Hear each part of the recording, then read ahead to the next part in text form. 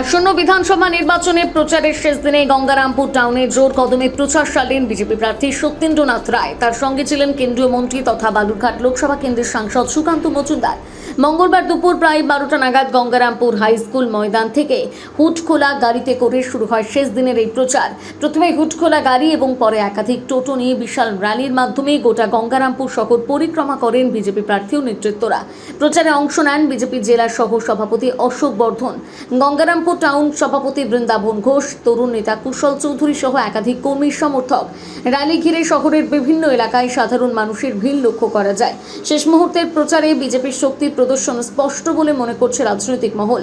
প্রচার শেষে সংবাদ মাধ্যমের মুখোমুখি হয়ে বিজেপি প্রার্থী সত্যেন্দ্রনাথ রায় বলেন, গঙ্গারামপুরের মানুষ আমাকে উজাড় করে আশীর্বাদ করবেন, আমি জয়ের ব্যাপারে আশাবাদী।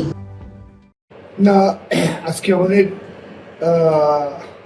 কেন্দ্রের শিক্ষা প্রতিমন্ত্রী এবং আমাদের প্রিয় সাংসদ ডক্টর সুকান্ত মজুমদার আমাদের প্রচার যে র্যালি হলো সেখানে ছিলেন। আমরা সবাই ছিলাম, আমি ছিলাম। সবার কাছে হাত জোর করে যে আবেদন করছে তাতে মানুষের যে বিপুল সাড়া বা এটা স্বতঃস্ফূর্ত মানুষের সাড়া, তাতে মনে হয়েছে যে 24 থেকেও গঙ্গারামপুরে ভাব নিয়ে যাবে। এবং সুকান্ত মজুমদার আমাকে সেই স্টেটমেন্টটি দিয়ে গেলেন, বলছেন দাদা 24 যে সাড়া পেয়েছে মানুষের, আমার মনে হলো তার থেকে বেশি ভালো সাড়া পাওয়া যাবে।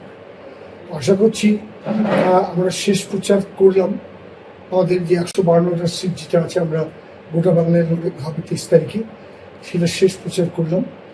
এবং আমার দৃঢ় বিশ্বাস যে গঙ্গারামপুরের মানুষ উজাড় করে স্বতঃস্ফূর্তভাবে আশীর্বাদ করবে বিজেপি প্রার্থীকে, অর্থাৎ আমাকে এবং বিজেপিকে।